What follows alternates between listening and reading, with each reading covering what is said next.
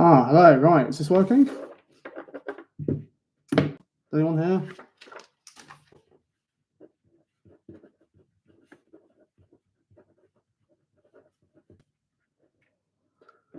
Is anyone here? Is this working? Someone tell me if this is alive.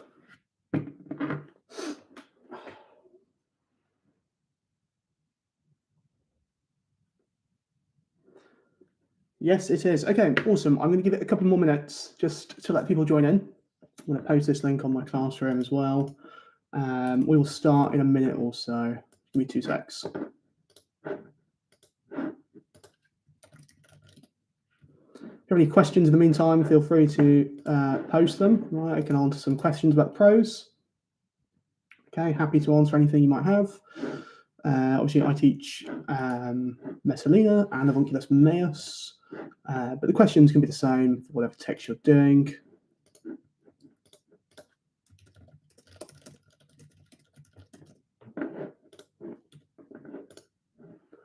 How many points do you recommend for 8 and 10 markers? Right, I have put, if you go to my website, which is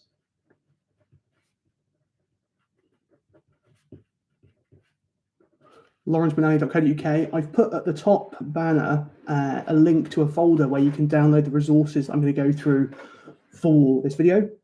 In it, I've made this booklet, which goes through all the different types of questions. In there, it has information about 8 and 10 markers with example ones as well.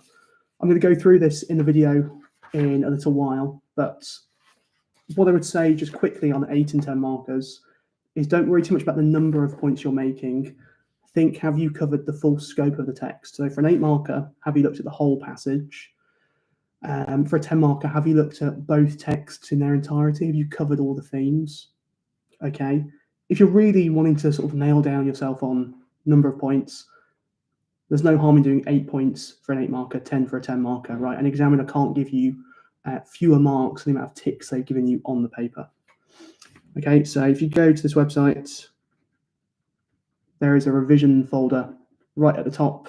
Right, there's a banner that says download, and you can get the booklets that I'm going to go through in this video. Right, the first one we're going to use is this one, which goes through the Messalina text. I've created a color-coded version so we can go through and see how the Latin matches up to the English. It's quite time-pressured though, so I suppose finding 8 individual style points can be quite tricky. Yep, so when I say number of points 8, you can have one bit of evidence that you're looking at. So for this, it might be, what can we talk about? We could talk about just this phrase, Juventutis Romani pulcherrimum, and say 2 things about it. We can say that, you know, if the question is how has Tacitus made the section vivid, we can say he has done it by highlighting the youth of Silius, but also using the superlative pulcherrimum to talk about how handsome he is. That also contrasts with the idea of Claudius being the senior of Messalina. So just in that one bit of evidence, I've said, you know, almost 3 different things. Okay, so they would tick that 3 times. Hope that makes sense. If you've got any more questions, keep them coming. What we're going to do to start off with, if you can't find the revision link, which is here, do let me know, because this booklet's in there. We're going to go through the text very quickly. We're going to speed run the 2 stories, so Messalina and Avunculus Meus. There should be another booklet somewhere. Yeah, here. So an Avunculus Meus booklet. This one looks slightly different, but it's the exact same thing. It has the Latin and the English, and then just all the Latin by itself. It actually has style notes as well. So we're going to speed run through them. We won't be able to go through every single bit of style in this video, but hopefully in the next hour or so, I will give you enough style points that you can answer any kind of question for the 8 markers that come up, but also get to grips with the content of the story, right? The content is what you need to know for the 10 markers. So let's just crack on, I suppose. So this is section 1. This is where Silius is forced to have an affair with Messalina. It starts off, and I'll just read through it first before we do some analysis. Messalina was fired with a new and almost insane love For she had burned with love for Gaius Silius, the most handsome of the Roman youth, to such an extent that she drove Julia Silana, a noblewoman, from her marriage and got possession of an unrestricted adulterer. Silius was not unaware of the disgrace or the danger, but he realized that ruin would be certain if he rejected her, and if he agreed, there was some hope of concealing the crime. Therefore, and at the same time, he would receive great rewards, magna premia. Therefore, he decided to ignore future events and enjoy present circumstances. So this is the first section. We have Messalina, right? This is the current wife of the emperor being Claudius. Now, sorry, hold on. I think people are struggling to join. Is there anyone still in here? Is this still working? Do let me know if it's working. I'm just talking to myself for now.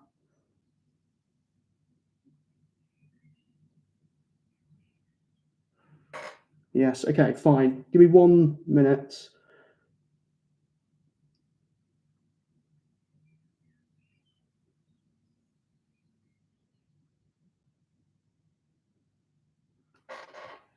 If the student who emailed me is in, if they could say so, that'd be handy. Where were we? So context then. Messalina, right, married to the Emperor Claudius. Claudius is one of the Judeo-Claudian emperors, and he is quite old. He is physically disabled. He has a limp and a speech impediment. Messalina, right, related to Claudius. No, she isn't. Ignore that. Messalina, she is his junior, okay? She is significantly younger than him. So when we get to this section, right, where we get the beginning of her adultery, right, we see the contrast between Claudius, old, weak, a sign of the times gone by. Then we get her new toy boy, Silius, right, young, super handsome, right? He is the direct contrast to Claudius. So Tacitus tells us that she was fired with a new and almost insane love, right? This verb here, incensais, was inflamed. This is something that you could definitely comment on, right? This verb, incensa est. Flame imagery, right, is all about being consumed and overwhelmed, right? Imagine a fire burning that you can't control. It's almost like this love for her is, totally overwhelming, right? She can't stop her adultery, right? It is taking over her. And Tacitus tells us, right, he gives us a comment. He uses these two words, novo, insano. So 2 words, so more than necessary, really, to describe his opinion. It's a new love, so maybe implying that this isn't her first affair, but it's also insane, right? This is the wife of the emperor, right? Empress, who should be in the best position possible in Rome, but she's still trying to have an affair, to go behind his back. Okay? Next bit, what can we comment on? Well, we've already talked about the contrast of Gaius Silius with Claudius. Tacitus names him directly here. This adds some realism to what's going on. Obviously, it is a real story, right? But this sets it in proper historical context. And how's he described? Well, both as a juventutis and the most handsome, right? A superlative. Tacitus could have just called him pulcher, hot, handsome. Instead, it's the most handsome, very handsome, to really get us thinking in our minds what this dreamy guy must look like. Okay. Next up, then, we get this image of fire being repeated. Okay, up here in Kensal S, down here, she'd burned with love. Again, it's overtaking her. Maybe a bit of variatio, right? Expressing the same idea in different ways. Up here, it says she burned or she was inflamed. Now she had burned with love. So same idea in 2 different ways. What has she done? Well, we find out a bit more about the character of Messalina in this, okay? She's so overwhelmed with her desire, her lust, giving into her vices, that she kicks this woman, Julia Silana, out of her marriage. Now, she's not just any woman, right? Tacitus makes it clear that this is a noble woman. Okay, so Messalina isn't put off by her status. She's willing to break all the rules for this marriage. And what's the point, right? What is she trying to do? Is she trying to have an affair? Is she trying to, get love from Silius? Well, that's not quite what Tacitus tells us here. He tells us that she drove her out of her marriage in order, right, to get possession, right, of a free adulterer, right, someone without any strings. Interesting choice of word at the end here, to gain possession. Is it that Tacitus is saying that for Messalina, Silius is just an object, right? He's almost like the thing that you can't have, you want even more, okay? Cool, right, next little bit. We go on to Silius, and we get a little picture of who Silius is. He's not a stupid guy. Silius is the consul designate, right? Which just means in the next year, he is going to be the consul in Rome, which is essentially the head honcho, other than the emperor. You would have two consuls. Think of them almost like a prime minister, where the emperor is like the king. Okay, so he's a pretty important guy. He's not stupid. He is aware of what's going on. And look what Tacitus does. He says he was not unaware, right? A double negative, or litotes, right? Dramatic understating. Clearly, this guy knows that having an affair with the emperor's wife is not a good idea. So maybe he's to blame for this, actually. Let's put all the blame on Silius. Okay, but he realised that ruin would be certain if he rejected her, and if he agreed. Oh, here we go. In terms of contextual points, do we need to know anything, i.e. Silius was consul designate? Do we get 1 markers on this or something? I think I would have seen questions in the past that might ask something like, who was Silius? Give me 2 points that explain who he was, right? And one of those might be, he's the most handsome Roman youth. Another one you could use is consul designate, okay? I think it's good to know because it grounds this story in context, that she's not just having an affair with a random guy off the street. She's chosen this guy specifically because he's a challenger to Claudius. If she gets married to him, right, he's almost in the next position to usurp the emperor. It's a political comment that she's chosen a younger politician as opposed to her older, weak husband. Okay, so I think this is really good to know. Let me know if that doesn't make sense. What do we have here then? Well, we have, this is a great bit. There was some hope of concealing the crime. What we have here is called an enclosing order. Notice how here, of hiding the crime, these 2 words, is literally hidden. It's sandwiched in between non nullam spem. Both these words agree with each other. So a little bit of hope hides the crime. An enclosing order. Okay. What else does he do? He uses 2 conditional sentences or conditional clauses with the C's. He weighs it up. He shows us that Silius is thinking hard about this, right? Which path should he go through? Should he have an affair with her, right? Or should he ignore her? Should he have an affair? It's not like he's run into this blind, but this is the final thing that convinces him, right? And we get an insight into his character, what's driving him. Magna Primia, great rewards, big booty, okay? This is a guy who is motivated by material things, okay? Is it the love for Messalina? Probably not. Is it for material things? Maybe. But maybe great rewards is his political position. As consul designate, okay, he is someone who is clearly working his way up the political ladder. Maybe this is just an avenue for him to continue his career or to further his career. Finishing off then, right, we get, therefore he decided to ignore future events and enjoy the present circumstances. We've got a nice example of a chiasmus. So this is where you have an A, B, B, A structure, okay, where 2 A's bookend 2 B's. These 2 things being the same, these being the same. Maybe you can spot it yourselves, but we've got the A's as our infinitives, so to ignore, to enjoy, and then we have the B's being, I suppose, the time, right? The future, the present. Now, rather than just saying, right, great, Tacitus has thrown a chiasmus in here, we need to think about what the effect is for him or on the reader, right?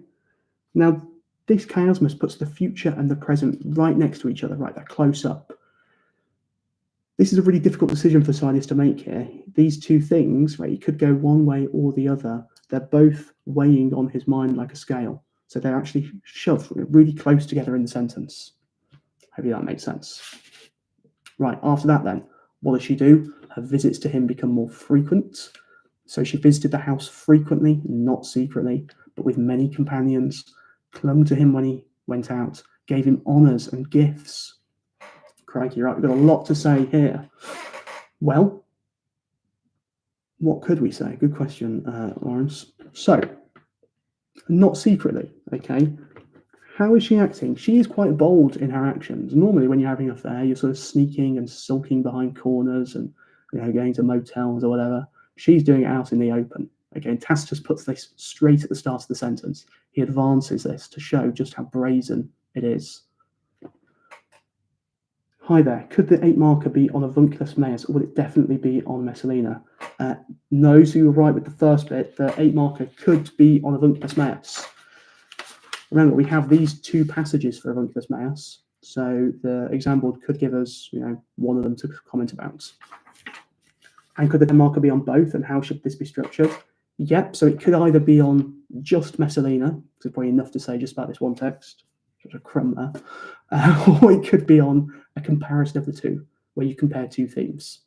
Okay, now I will go into that in this booklet, and it sort of goes into it in here if you want to read through it yourself. Would you have a 10 marker just on Avunculus Maius? Probably not. I don't think there's enough that happens in the story for them to do this. Okay. So what else? She's going to his house. No problem, Rebecca. Not secretly, but frequently. Okay. Or she visited frequently. When did that? She goes with many companions, right? So she takes other people with her. She's open about it. She clung to him when he went out, right? The going out man, and she gives him gifts and honors. Okay. Can we say anything about that? Nothing too interesting, I suppose. Right. Finally, slaves, freedmen, and furnishings of the emperors were seen often at the house of the adulterer. Here we go. We've got a tricolon: servi, liberti, paratus principis. She's not just giving him slaves, not just giving him freedmen, but also furnishings of the emperor. Now, this is a really great tricolon to comment on, because we also have in it some asyndeton rather. Okay, this is where we have no conjunctions. So normally we'd expect, an et here. So servi, liberti, et paratus principis. So we sort of rush through all this just to get, the shock of it through our minds of how bold she's being. But notice how it sort of increases in severity. We have slaves. Okay, so giving Silius slaves is not great, but it's not the end of the world. Freedmen. Okay, a little bit more interesting, but also furnishings of the emperor, right? Imperial possessions she is giving to this man. Okay, this is a real sign, maybe, that he is being designated as the person to take over, to usurp Claudius. Okay, we can also comment on the fact that Tacitus likes to use the word "cyper" here. They're often seen. This isn't just a one-off where they were seen, through the curtains of his window. Okay, people saw them there all the time. What else could we comment on? We could say adulterum to refer to Silius. We don't use his name here. He has been reduced to this object of an adulterer because maybe the focus is on Messalina herself, and he is just her little possession at this point. But Claudius was unaware of the state of his own marriage. I mean, crikey, the emperor himself should know what's going on in his own marriage. We could comment on the fact that Claudius and Ignarus, 2 words that agree with each other, I suppose, are separated. Okay, his knowledge is all the way over here when he's over here. Now Messalina, because of the easiness of the adulteries, turned to unusual lusts. Okay, again, adulteriorem, a plural word, saying this hasn't just happened once. This is something that she's consistently doing. You could maybe comment on the fact versa est, she has turned, perhaps just mirroring the fact that she's turned from Claudius now onto a younger man. Okay, and Tacitus isn't very specific in what he's talking about here. I mean, new lusts, novas libidines, well, that could mean anything, couldn't it? It makes us as the reader imagine the worst thing possible. What is this lust that's new that she's turned to, or this unusual lust? God only knows. Silius then, whether because of his fateful folly or thinking that the very dangers were a cure for their imminent dangers, pressed for concealment to be cast aside. Well, we get another depiction of Silius here, don't we? Tacitus tells us he's got a fateful folly, right? Fatale insania, quite an emotive or vivid word, right, for a guy who's acting totally out of his mind. And yet, it's him that pushes for the concealment to be cast aside, interestingly, not Messalina. So if we have a 10 marker, right, about who's pushing this affair forward, well, this is a good point to say it's him. Certainly, they should not wait while the emperor grows old. Notice here, he's not called Claudius. Tacitus calls him princeps, a reminder of his imperial role. This word means the emperor, okay? Just to highlight how shocking this scandal was, that they are doing this not just to a random guy on the street, which would be pretty bad, but to the emperor himself. Then she's going to decide to marry him, so he sets himself up, right? You get his dating profile. He was single, childless, ready for marriage, and adopting Britannicus. Again, we've got a tricolon, right? He's single, he's childless, he's ready for marriage, right? Paratum nuptiis. I suppose you've got 4 things here, don't you? Right? And adopting Britannicus. Okay. He's pretty eager to get involved here, but so it's not a tricolon, maybe a tetracolon, I suppose, with 4 things, shows us his suitability, why Messalina might focus on him. Okay. For Messalina, the same power would remain with added security if they forestalled Claudius, who was oblivious to treachery but swift to anger. Okay, great sentence. What could we comment on? Messalina and potentiam, words both next to each other in the sentence. This is the thing that she craves, right? Power. Okay. Tacitus puts them right next to each other to show us that this is the thing she craves more, not Silius. What else? We've got another conditional, right, to set the stakes, to make it tense and suspenseful. And we have this setup of Claudius, okay, who was oblivious to treachery but swift to anger. So we've got this juxtaposition here, okay, which contrasts his feebleness as an emperor. There should be a guy who is in charge and knows everything that's going on. Oblivious is not a word to use with the emperor. Swift to anger, well, that's a bit of foreshadowing. What is it that's going to happen later on in the story? Messalina hesitated for a long time, not because of love for her husband, but fearing that Silius, if he obtained supreme power, might reject her. But finally she was persuaded. Okay, well, this is the first time also tacked on. Yep, thanks, Cody. We have some other stuff. Like I said, I'm not going to go through every single bit. I could be here for days, really. This is just the main stuff, not going to comment on. So, addita securitate, to emphasize her strength and power. Added security. Maybe this is why she's doing it. Well, what can we say here? We've got maybe love in the middle of Messalina and her husband, right?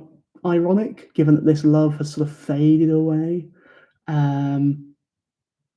What else could we say? Right. We could say she hesitated for a long time, right? Do you hesitavit? Are there doubts? Okay, this do, a short word for a long time, makes us think, is her mind really in this?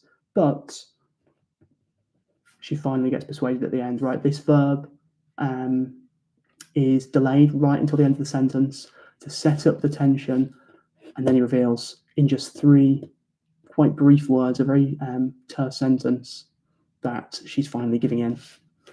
4, she craved the title of marriage because of the magnitude of the disgrace. A very emotive word here, infamiae. something that the emperor's wife should not be involving herself in. Concupulate, right, a compound word, right, from cupio, meaning want or desire. The con intensifies it. She fully craves this, almost like a drug, something that she really needs. I suppose that you could say, because Messalina hesitates, her actions are calculated. She knows what she is doing and doesn't want to marry someone who's going to take kingship and leave her. You could do, yeah, it's a good interpretation of it. So not delaying any further, and until Claudius set out for Ostia for a sacrifice, she celebrated all the rites of marriage. What a great image. You have the Emperor Claudius going out to Ostia, okay, for a sacrifice. So very pious, holy thing. The kind of thing an emperor should really be doing, actually. Yep. What's she doing? What does Tacitus contrast his actions with?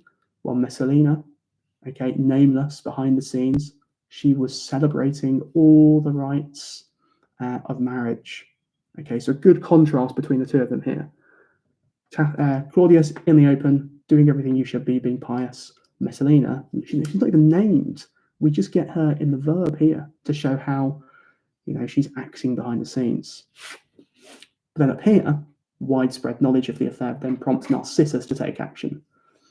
So, therefore, the emperor's household shuddered, and particularly those who held any power, feared lest the state be overturned. Now, we get this nice personification here of the actual household of the emperor shuddering, okay, like it's moving or it's shaking with fear. Okay, it's a nice visual image. We have, what else do we have? Nevertheless, they had some hope that if they convinced Claudius about the enormity of the crime, Messalina could be condemned without a trial and overthrown. Interesting then that Tacitus puts in here that the emperor, right, can be persuaded by his household. This should be a guy who himself should know what's going on, right? Should already know about the atrocities of the crime. Okay, shouldn't need to be persuaded. Also, a very good final word in this clause, right? Damnatam sine quaestione, condemned without a trial. Really good thing to look for. If you're stuck, what's the first word in a sentence or a clause? What's the last thing? Is it supposed to be there, right? Has it been advanced to shock us straight away? Or has it been delayed to build up suspense and then hit us with a bombshell at the end? Which I think this one does. But there was a danger that Claudius might listen to her defense or that his ears might not be closed to her, even if she confessed. Okay. We get a picture of Claudius here being very weak, right? Giving in, okay, this visual image of his ears not being closed, right? That's quite a nice thing to talk about, perhaps. What else could you say? Oh, 1 second. I'm going to knock on my door. Let me just pause a sec.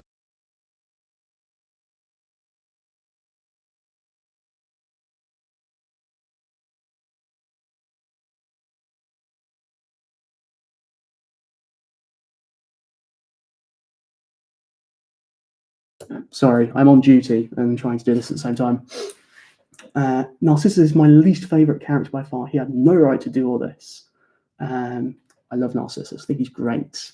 Right? Power to the freedmen. Well, where do we get up to? He was seeking opportunities, right? Since Caesar was delaying for a long time at Ostia, he compelled 2 of his concubines by means of, largesse or bribery and promises to submit an accusation. Okay, well, we've got a present active participle here, seeking opportunities.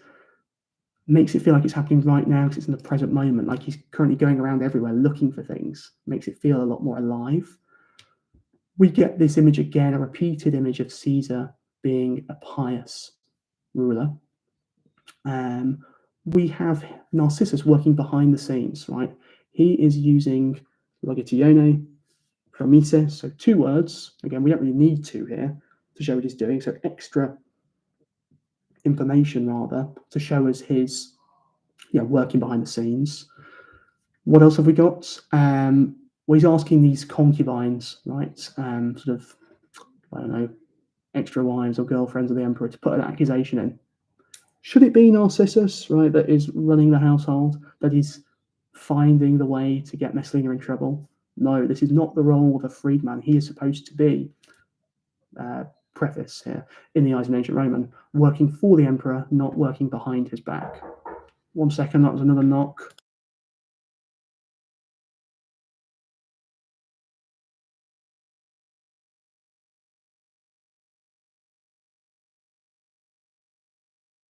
Sorry, it's a busy boarding house. Okie dokie, yep. What else? Then Calpurnia, that was the name of one of the 2 concubines, when she was given a secret audience, fell down at the knees of Caesar, shouted that Messalina had married Silius. Okay. Well, we've got a visual image, right? She is, what is she doing here? Yeah, she fell down at the knees of Caesar. Okay, so you get her in an almost begging position, right, on her knees, looking to him, pleading. This visual image shows us just how shocking this moment is, right? Because of the enormity of the crime, even this concubine is shocked about it and wants this to be, wants an end put to this. Okay. What else do we have? Well, we have ubi datum est secretum. Okay, when a secret audience was given. Who's arranged this? Is it Narcissus? Right, he's the one putting all this forward. Right, this is Narcissus working behind the scenes again. And she has shouted that Messalina has married Silius. Look at them in a sentence. They are now both next to each other, with Claudius, right, up here, just referred to as Caesar. There they are. Okay, so this mirrors their matrimony. They are paired with each other now. What else does he do? He uses another compound verb, so exclamat. She hasn't just shouted it, she's fully exclaimed it. She shouted it fully out to show us just how sort of forcefully she's trying to get Claudius to know this. When the other concubine confirmed this, Calpurnia demanded, my gosh, a concubine demanding of the emperor, right? That's a very vivid image, that Narcissus be summoned. Okay, I'm going to try and whiz through the rest of this. Would it, in fact, I'll open it up to you. Would it be useful if I went through the style stuff this way, or would you like me to talk about different question types? I mean, these videos are all on my YouTube, but I'm happy to do something else if it means we can then get onto Avunculus Maius in time. Question types would be great to finish question types. Okay, well, if you want to go through the rest of this yourself, there are videos where I literally just do this and I go through all the sections. So I've got up to section 5 here. You have a look yourself. If you've been to the download folder, right, on my website, you can find it here. If you want these resources, so lawrencebenani.co.uk, there's a little banner at the top that says, download me. If you look at the notes by now, you're cooked. I would not say you're cooked, whatever that means. Presumably something bad, right?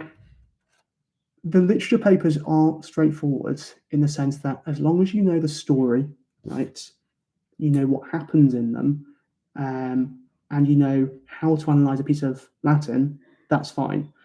What you don't really want to be doing is remembering loads of different bits of style. You want to learn how to do it in the moment, okay?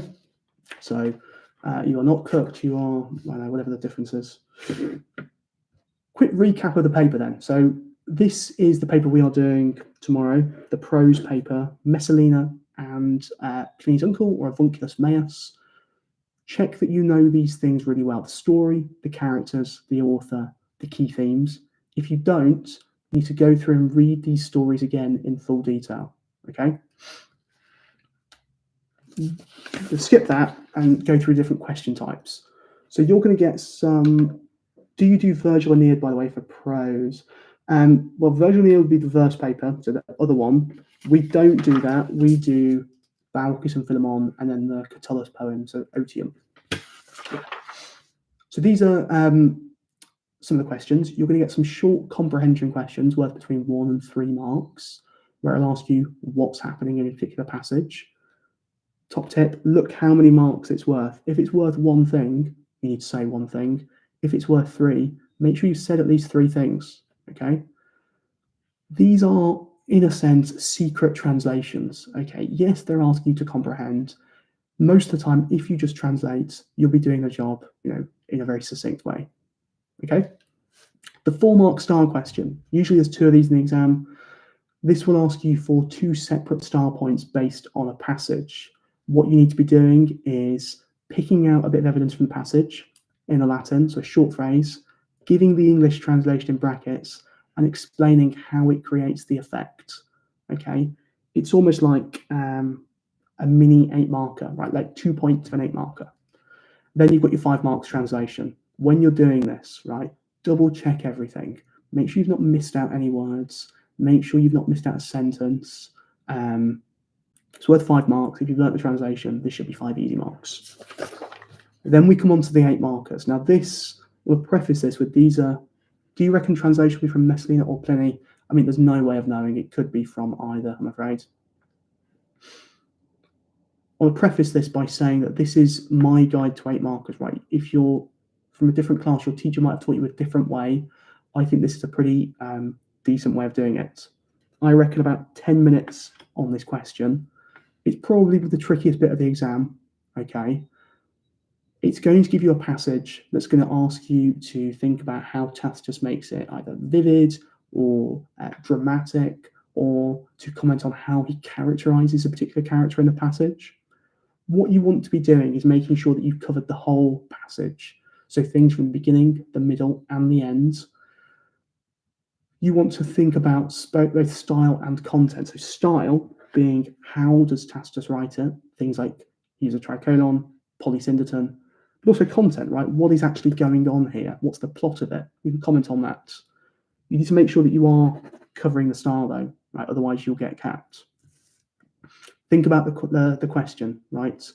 You can't just have a standard response to all questions, okay? If it's vivid, right, that's a very different question to how is something suspenseful, right? How does he create suspense and tension, okay? So make sure you're checking and use the specific word, right? I don't want you to get bogged down in thinking your answer is mechanical. Keep this word coming up, right? Tacitus makes this vivid by. Another way he makes this vivid is volume of points, what we're looking for, right? If you give 8 marks or 8 points or say something 8 times, the examiner has to give you 8 ticks, which equates to 8 marks. Now that's presuming they're all valid things, okay? Like I said right at the beginning of this video though, what you can do is have one piece of evidence and say maybe 2 things about it, okay? The idea though is that you have something from the whole range, okay? Now, if you're not sure about stylistic features, I've got a video that goes through all these, what they are. Also, sometimes it gives you bullet points.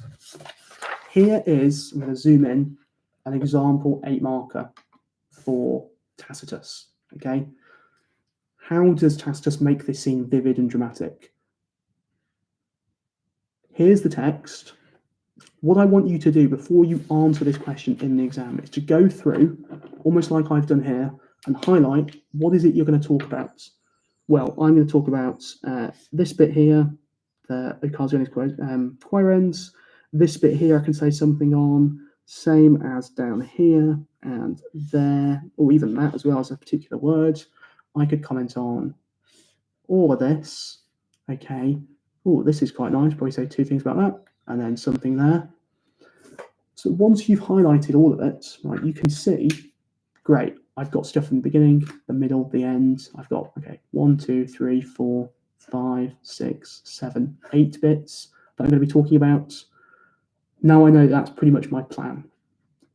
Now your points need to be, it's not an essay, right? It's a piece of textual commentary. So I'm going to go through what I think is a model answer, and you can use this to try and answer some other questions. So, Tacitus makes the scene vivid and dramatic by presenting Narcissus as opportunistic and calculating. I've opened with a clear point. The present participle in occasiones quaerens, seeking opportunity. See how I've given the Latin and I've translated it, conveys the urgency with which he acts to bring down Messalina.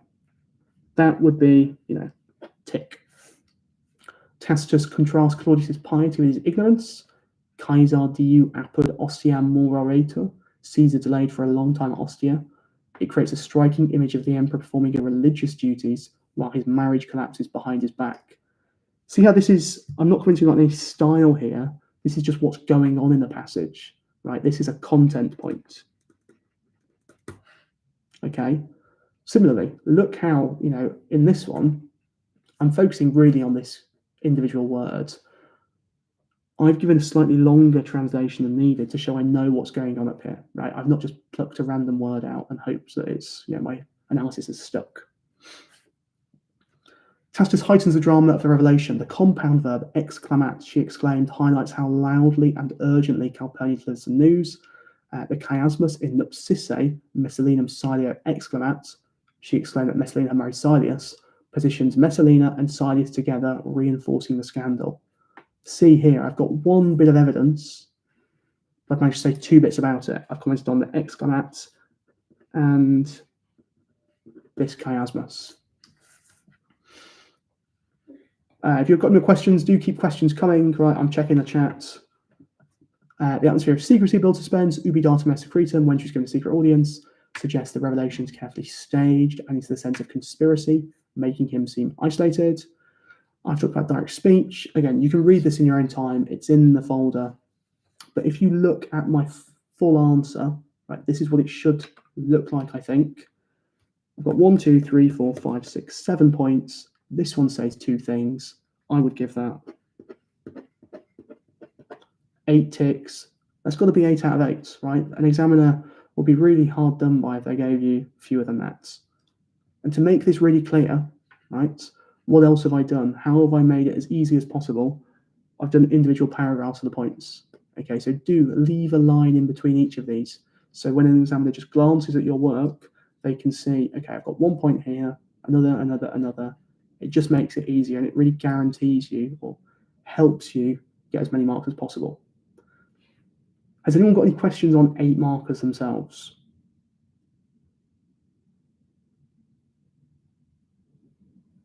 I'll give it a moment or so. Do you need at least 2 style points explained for the 8 markers? Is it fine to do more of those and less content points, fewer? Yes, so you do need at least 2 style things. So that's going to be commenting on stylistic features. Now, if you don't know what a chiasmus is, right, if you can't remember this word, but you can explain it, that's fine. You don't need to actually use the technical Latin vocabulary. You could just say that Messalina and Silius have been placed next to each other, surrounded by 2 verbs, right, which mirrors the fact that they have now literally joined together. Okay, but you do need the style stuff. This can't just be a content-only thing. Right, this is really about how Tacitus writes what's going on. If you've got anything else, I'm happy to do some stuff. Okay, the 10 marker then, right? I think this is the easiest bit of the exam, right? If the 8 marker is the hardest bit, this is really easy. Okay, what you need to know is the contents of what happens in the story. This is the point of a part of the exam where you're showing off you know the story in detail. Okay, so things to remember then: cover the whole text, so the whole story, not just section 1 of Messalina, but do things from the entire range. Similarly, if you've got a question that is asking you to compare the 2 texts, Messalina and Avunculus Meus, make sure you're looking at both of them in detail. Again, these are simple points, right? They're simplistic, but they're quick. Okay, so we can get as many points down as possible. Some of you were asking me, right, do you need any Latin in this? No, okay, you do not need to be remembering Latin quotes. What you do need to be doing is making close references to the text. So, for example, if I'm talking about Messalina acting bad, I'm not just going to say Messalina acts bad because she has an affair with another man. I'm going to show that I know this text really well. I'm going to include loads of detail. I'm going to say Messalina acts in a bad way because she has an affair with Gaius Silius, who is consul designate. He's a contrast to Claudius because he is the most handsome of the Roman youth, whereas Claudius is old. Okay, I'm really showing off that I know the storyline. Again, aim for volume. I think 10 points is a good thing to add to aim for. And don't get too worried about this, because I'm going to show you an example in a second that just shows just how easy this is. Now, I've not got an example for Messalina. I've actually written one, but I do have one for Baucis and Philemon, okay, which is in the same style. How does he present the theme of hospitality in Baucis and Philemon? Now, what you could do is take out this word, take out the text, and just insert any other words. Right, so in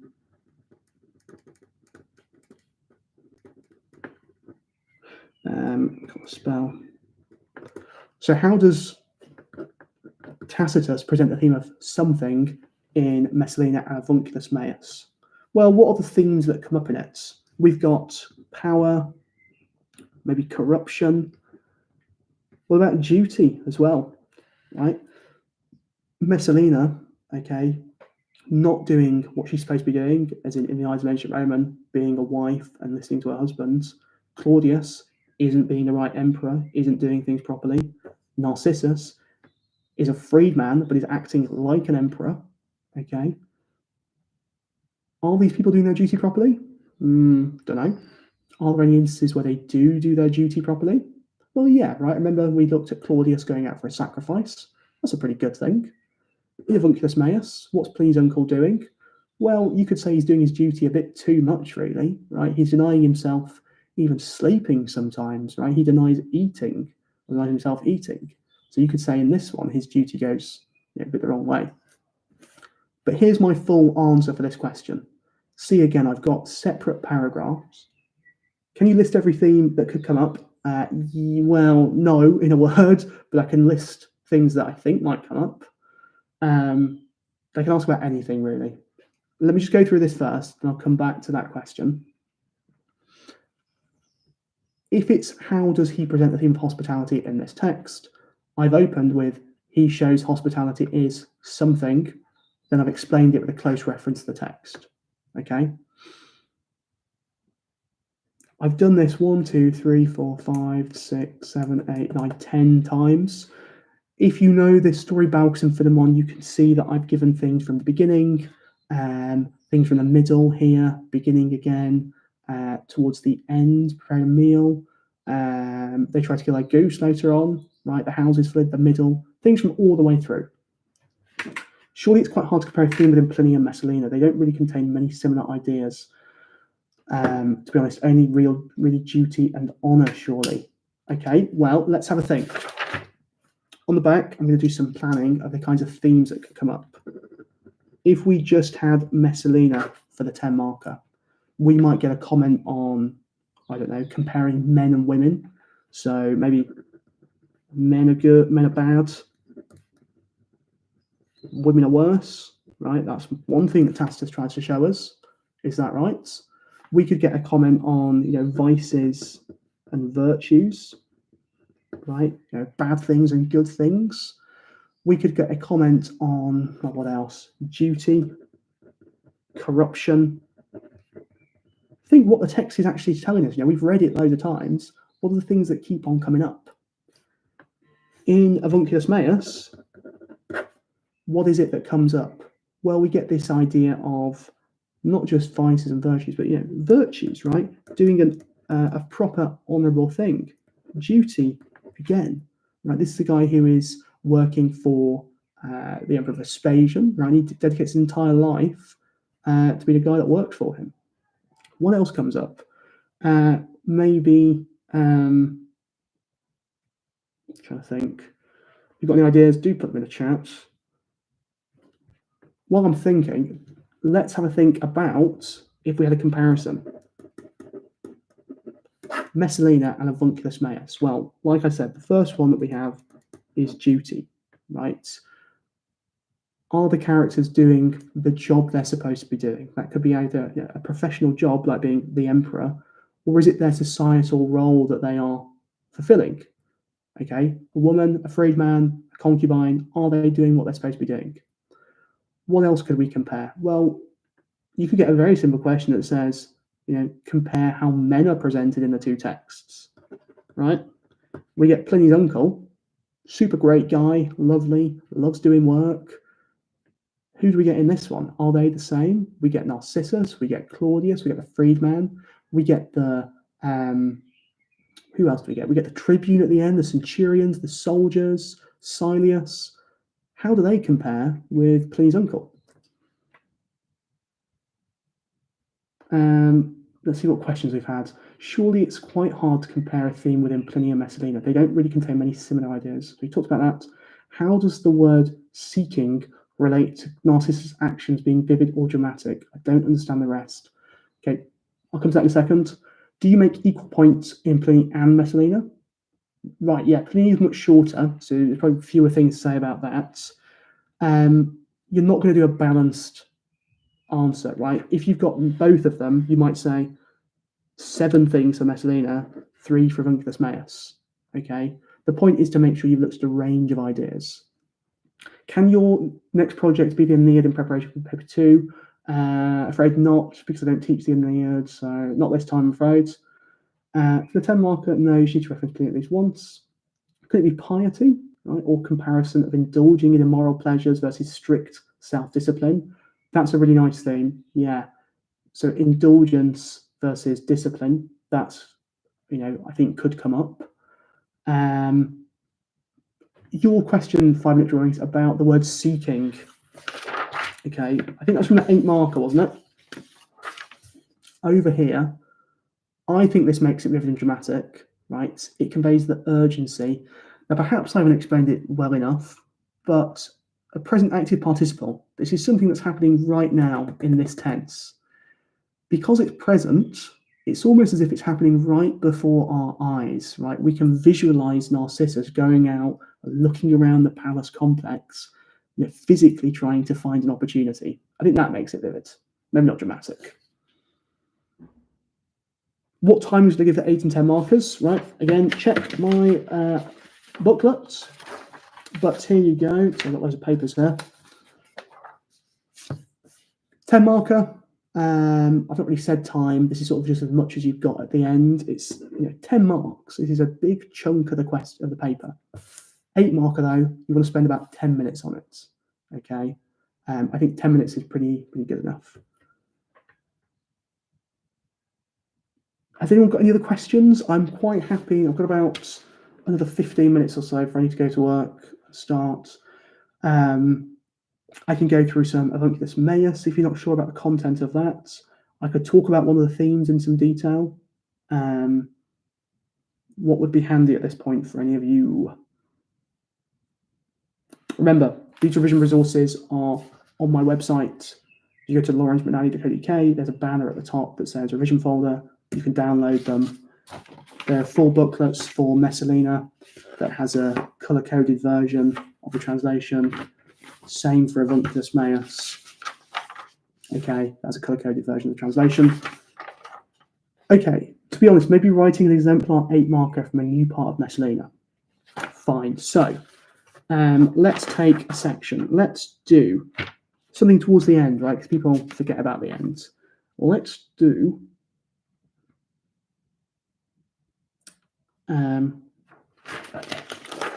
this final section, right? Messalina is killed by the tribune. Okay, Jack, for how short can the points be? If you've not downloaded it already, take a look at it. But here's what my points look like very quickly. Literature and culture exam, as in, is that the one where there's no Latin, it's just Civ? You can, if you're doing entertainment, you can buy my textbook through Zigzag. It is reasonably priced, about £40. Otherwise, I have resources on my website for myth and beliefs and Roman city life. Or I've actually got a Roman city life booklet on my website that goes through the whole thing. So let's try and have a go at an example 8 marker. This is going to go down from ad Sidebat till probably the end of the story, right, up to Concessum. We might have the question,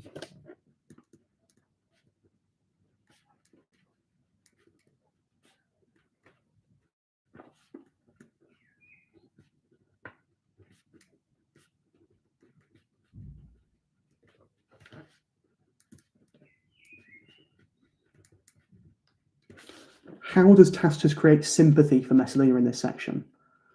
This is slightly different to that other 8 marker we had, where we were looking at things that were vivid and dramatic. This one's focused entirely on Messalina herself and the word sympathy. So what I'm going to do is I'm going to go through the passage like I would do if this were in front of me in the exam and think, what stylistic features have I got? What content have I got that shows sympathy being created? So I have, and if you've got anything that you think might be useful, do put it in the chat. We can think about them together. What do we have? Oh, that is a good one, actually. It's a good comment that's just come in. How does Tacitus keep the interest of the reader? That one comes up quite frequently, so that is one that you can think about, and that's a good one because you can talk about pretty much anything. So we've got, okay, I suppose Tacitus, he names her mother, first of all, and shows her sitting beside her. Right, this is a visual cue of someone who's going to lose something from Messalina, right? As in, if Messalina dies, this is the person who's going to be left alone. Right? We feel sympathy for Messalina, but also her mother, okay? And that's emphasized by this word mater at the start. What else do we have?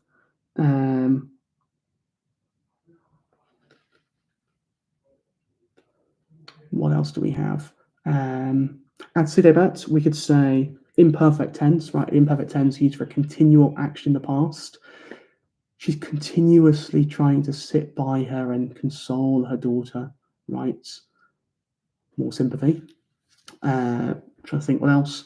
Her life was over and she should not seek anything other than a noble death, right? Transisse vitam, a short clause, right? Hints at the finality of what's happened to Messalina, right? There is no alternative, right? Nothing that she can do. Okay, so that creates some sympathy that way, right? Shows that she is helpless. She should not seek anything other than noble death. But there was nothing honourable in Messalina's mind, which was corrupted by her lusts. Tears and futile complaints were pouring forth when the doors were struck by the force of those approaching, and the tribune stood nearby. Okay, well, another way he creates sympathy for her, we get this ominous tone throughout this bit of Latin, right? Tribunus delayed until the end, okay, hints at someone waiting on the periphery, just out of, eyesight or ear shot, is that the right phrase? Messalina's clearly scared at this point and can hear him in the background, right? Emphasized with the pulsi sunt, right? The sounds that must be echoing through her mind at this point, which can hear the repeated banging. We've got pleonasm, good, right, of tears and complaints, right? Tears, and not just any complaints, but futile complaints, right? Show that she's going through lots of emotional trauma at this point. Think back to how we've seen her, right? Someone who's bold, looking at new lusts. Now she's been demoted. Someone just sat there crying. Okay. What else? They were pouring forth. Again, you could talk about the imperfect tense, right? They are continuously streaming down her face. Okay, what else? We've got, for the first time, Messalina recognized her fate and took up the sword.